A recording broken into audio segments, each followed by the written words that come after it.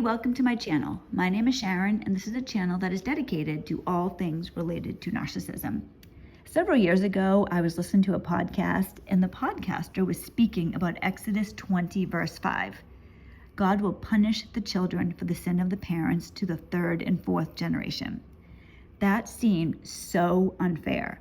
Aren't we responsible for ourselves? Does this mean that my great-grandfather's sins, a man I never met or knew, can affect my life today? It's not right. How can God allow this? Then the podcaster phrased it in a way that shut my protests up. There are right ways to do things, and there are wrong ways. The quote-unquote right way isn't always perfect, and of course the quote-unquote wrong way isn't always wrong. There's always going to be exceptions, of course. Have you ever heard the secret to avoid poverty?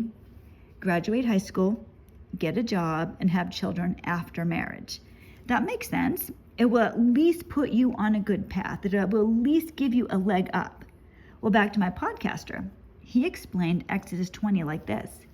If you have a baby as a teen, with everything that would stereotypically go along with that, financial and educational insecurity, maybe still living with your parents, and God knows what that situation is, what life will your child have compared to someone who graduated high school, got a job, got married, and then had a baby? This made sense to me. I got it. Okay, that's what God means. He isn't necessarily punishing babies, but parents can make or break their children. In today's video, I want to talk about some of the fears I have for my children. I'm especially going to speak about my son, but it's for both of them. Maybe some of you can relate. I sometimes lay awake. I shouldn't even say sometimes. This happens every night. I lay awake panicking over this. Did my bad choices curse my children? And I say bad choices in air quotes. I didn't know what narcissism was 20 years ago. I had no idea. I was clueless. I had no idea at all, but what I did have an idea about, what I did know, is that my ex was doing things he shouldn't have, including physical abuse. The question is, why did I think so little of myself that I stayed? Joe's told me this, and he tells this to Paris, and I'm so happy that she's heard this. We are the prize. He'll tell her, Paris, you are the prize. Sharon, you are the prize. That was something I never thought or considered. When I was dating, I was always hoping that the guy liked me. Do you think he likes me? Does he think I'm pretty? If I'm being honest with you, I never considered at all if the man I liked was good enough for me. It just wasn't something that I would even think of. It just wasn't in my mind. Did he deserve me? I could come up with a list of why I had such low self-esteem, but at the top of the list is growing up in a narcissistic, codependent family. I had a steady diet of you are never thin enough or pretty enough. I was never this enough or that enough. So I was always looking for validation. Did my parents' sins do this to me? What about my grandparents' sins to them? And what about my sins affecting my kids? Trusting the wrong people will cause dire circumstances. My pastor once told me that I was always a single mother, even when I was with my ex. And that was one of the things where he told me that, and it just hit me. I knew he was right. I agreed with him. And many of you are in that exact position, and it's very difficult. Being a single parent can be traumatic.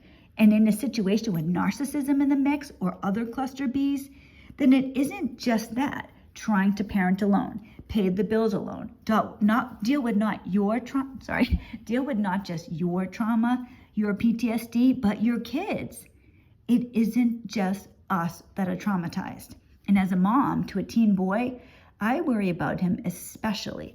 I know he needs a man to look up to. My son became a man at 13. His 13th birthday was the beginning of the end with my ex. That date is seared in my head. So at that young age, he was suddenly the man of the house. Yesterday, I was watching a video and I heard this story. This man was talking about something that happened when he was 7. So he was with his mother on a vacation. I can't remember why the father wasn't there, but he was 7 years old. He was with his mother, and she had on a t-shirt that had Hebrew on it. They went onto the bus, and the bus driver said to her, "Is that Jewish?" And she said to him, well, it's Hebrew. He told her to get off the bus. Like he didn't want any Jews on this bus at all. The woman spoke back to him and said, who the hell do you think I am? I'll go wherever I want to go. He picked her up and tossed her off the bus. So this little 7-year-old child saw this happen, and he knew he was helpless. There was nothing he could do. He said it was this defining moment in his life when suddenly he realized, I need to take care of my mother, and I can't. I've also heard Ray Lewis tell this story. He watched his mother get beaten for years. He felt so helpless. He said that they'd be screaming and yelling and he'd want to help his mother, but he wasn't big enough. He wasn't strong enough. And the anger was overwhelming. It took over his whole life. In fact, he actually said that that's why he became an NFL player, because he started getting into athletics so that he could get stronger to help his mother. I'm small. When I tell you my ex is 3 times my size, I mean that. Will my son have a story like these stories to tell? Was he afraid before we moved in with Joe? I know he won't hurt me by telling me. I don't think he'll tell me this, but I wonder. He knew I slept with a firearm next to the bed. He knew we had 40 acres of woods behind us. He knew when you call 911 that they come quickly, but quickly is relative when you're in danger. 5 minutes when you are waiting and afraid, that's not good. There are certain moments that have me. They haunt me. The last night my ex and I were together was horrible. For brevity, I'll just say I had to call 911 because my ex was banging his head on the wall. He was covered in blood and screaming, even though I was across the room and right in front of the kids, that I was hurting him. My son was watching this in horror, and I can still hear him. I can still hear my son beg his father, please, Daddy, please, please stop. These things, they're seared into my soul. That accusation led to a DCF investigation on me, of course, because I was accused of domestic violence.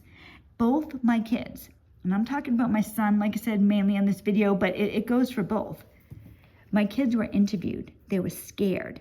And when I told my ex that the kids were going to be interviewed because of his false accusation that I beat him, he was more concerned with himself getting in trouble for lying to the police than protecting his kids by telling the truth.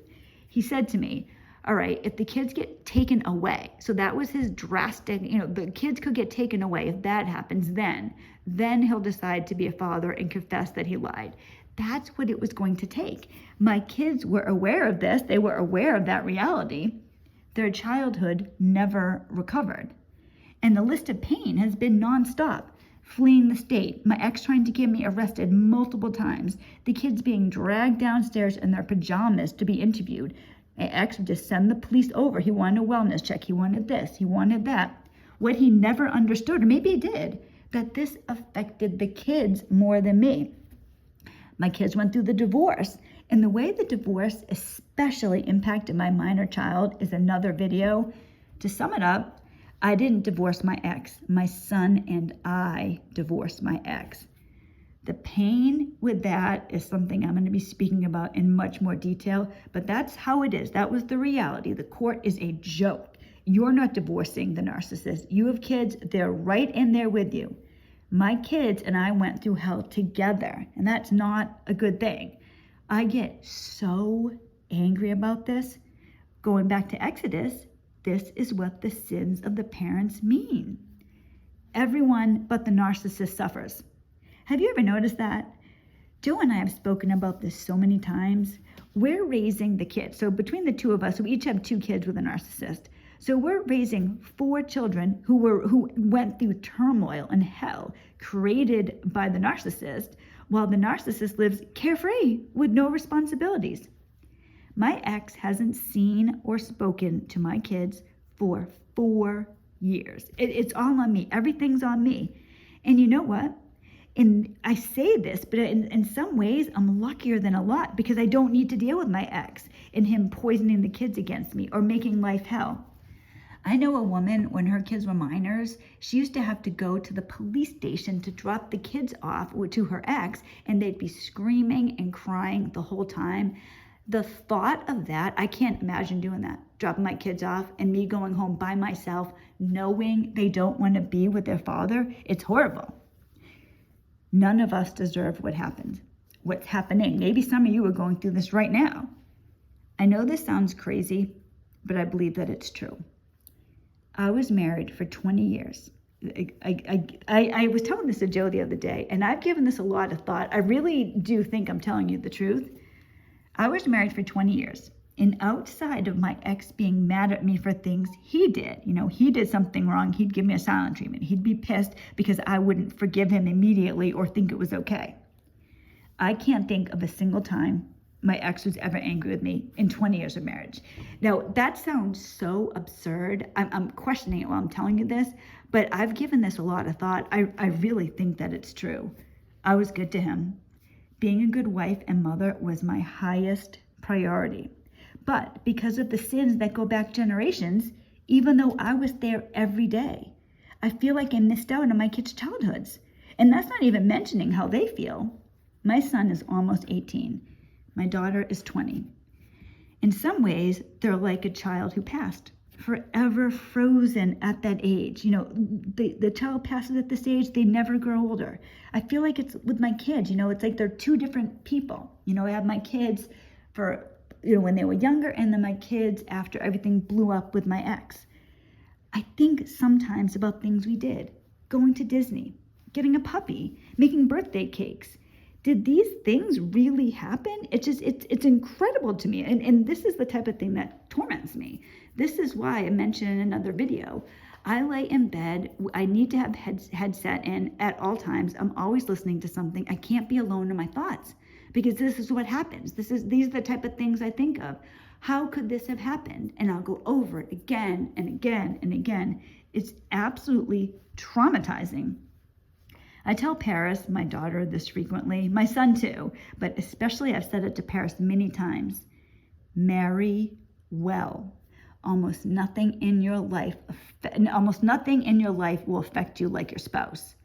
But am I like somebody smoking a cigarette and telling my kids not to smoke? Is my legacy telling my kids what not to do? Don't be like me. That sucks. That's not the type of mother I want to be. It hurts. And I feel horrible about that. I feel like I messed up so badly marrying my ex and staying with him for so long that the kids I love so dearly and so much, I wanted these kids so badly. I wanted to raise them right. That was my dream. My goal was to be a mother and a wife. That's what I wanted. And I tried to do the best that I could. But now, as my kids enter adulthood, are they jaded? How can this have happened? Did I raise children that look down on life? Did I raise children that don't think marriage is good, that you can't trust anybody, that life sucks? I hope not. That scares me. I want my kids to see beauty in life. I want them, just like you, just like everybody. I want my kids to have a beautiful life. I want them to be loved and to be loved. That's what I want for them. This video is getting kind of long, so I'm going to end it shortly, but I have more to say about this, and I would love to hear from you. Do you relate to this? If you do, you are absolutely, definitely not going through it alone. I'm going to end on something I tell myself just about every day. We have no choice. We must keep going. Quitting or going back in time is not an option.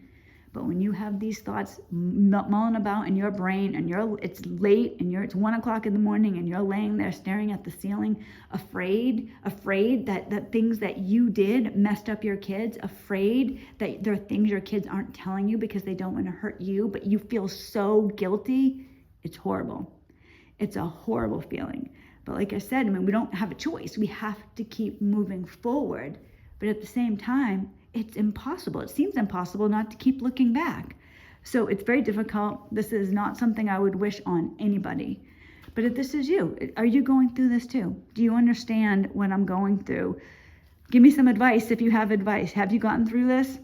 I'll be making more videos about this, guys, because this is forefront in my brain. I'm a mom, and I want my children to be happy. I want them to have a blessed life. And I certainly do not want to be the cause of them having a bad life. So thank you for listening. I really appreciate it. I will be back on Thursday with a video with Joe. We made a video Friday night, so I'm going to put that up on Thursday so you can hear from Joe. It's been a while. I hope you guys are doing well, and I thank you so much for listening to this video. God bless you.